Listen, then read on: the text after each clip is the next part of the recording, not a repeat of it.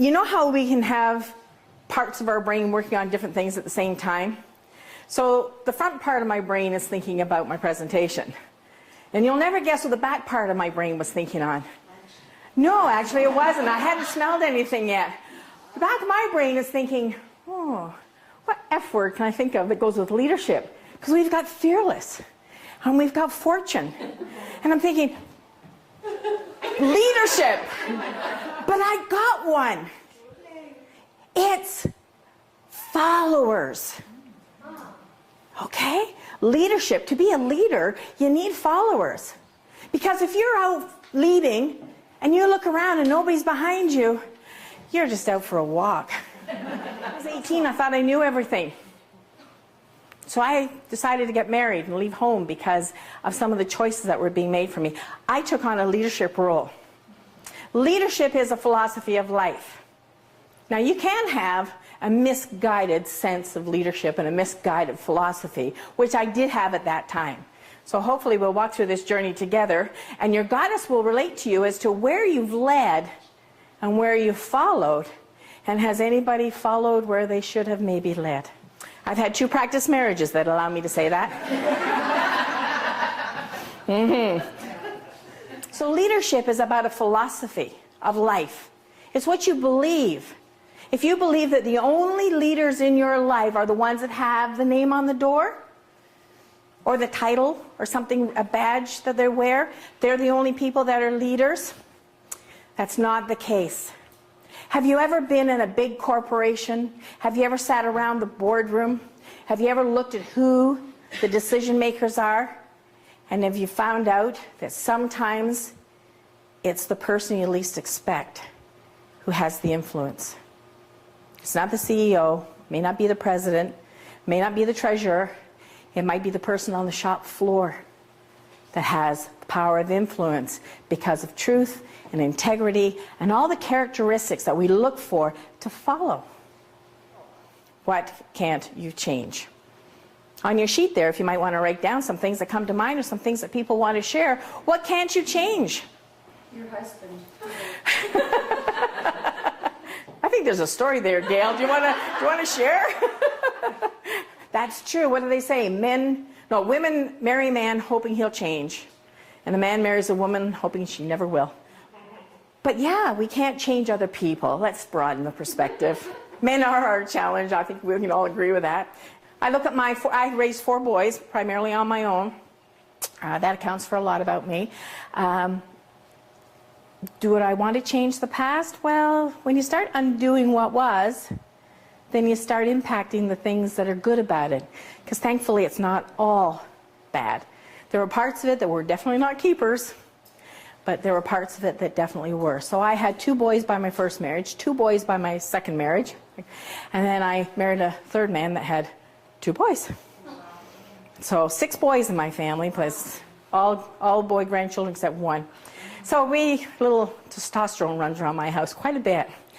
But when you look at what you cannot change, then you need to accept it. When I was 24, I separated from my first husband. He was a military fellow who was gone all the time anyway, so I went from being married to being single and hardly noticed. But when I was 24, I went and researched my adoption. I went down to the Children's Aid Society and I said, hey, I'd like to find out who my parents are. I'd like to find out my past. This is what I remember, but I don't know if I made it up or not. I've been telling myself the same story since I was 7. I didn't know if I'd made it up or how much was real in it. Anyway, long story short, a police officer shows up at my door one day. He hands me this note and he says, your Aunt Ruth wants you to call her. And I said, I don't have an Aunt Ruth. And the look on that man's face, I'll never forget. It's like, why do I get all the dumb jobs? Can't I be out fighting crime or doing something important? Anyway, courage is a tough word. It takes a lot of chutzpah, a lot of intestinal fortitude, a lot of telling well-meaning people to kind of butt out maybe. When I decided to quit my job and go back to school to become a high school teacher, you would not believe the people that told me how crazy I was.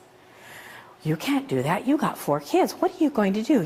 It's going to take a lot of debt to do that. Are you crazy? Even the bank wanted their credit card back. Oh, wait a minute. I didn't have a credit card. They wanted my checkbook.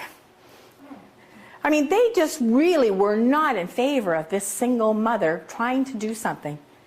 And I have a whole new understanding of people on mother's allowance. Oh my goodness. You've got to walk a mile in their shoes to feel for them.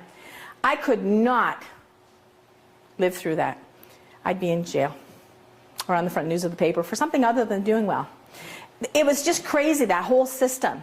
But I did. I went back to school in spite of all those naysayers saying, you can't do that. You're not smart enough. You can't raise those kids like that. How are you going to go to school? Well, I'll tell you, I'd been working a lot. I'd been working 2 jobs sometimes to look after my kids. Going to school was easy. I didn't have to go to school every day. And yes, I had homework that I could do at the comfort of my own home. At least as much comfort as 4 boys would give you. And so I went to school and got 2 degrees in 3 years and 11 days. Not because I'm special, just because I did the research and figured out, I did the math, I could do this. But the people said, you can't do that. Was it courageous of me to do that? It wasn't courageous of me to go back to school. It was courageous of me to walk away from well-meaning friends. Pick your allies. It's very important that you hang out with the right people. Very important. But it triggers enthusiasm. It gives you, therefore, a whole lot more energy. And from energy, then what you have is a brain that gets all fired up and creative. You've got all your neurons firing. You've got all this stuff going on, this thinking that's really exciting and new and energetic. And you want to know where thoughts come from? A lot of it will just come from yourself when we take time to listen to ourselves. When we spend that time, because all that creativity, and then you get a couple of people that are positive and working together and they brainstorm together, who knows where that's going to go? Have you ever brainstormed with a negative person? Oh. We're going to have a surprise party. Oh, that won't work. Yeah, well, we're going to have it at the board office. Nobody will come, and they hate the board office. Oh, but we'll have a cake, and we'll just have a happy Thursday party. We don't want you on the team. There you go. That's it. Say, go somewhere else.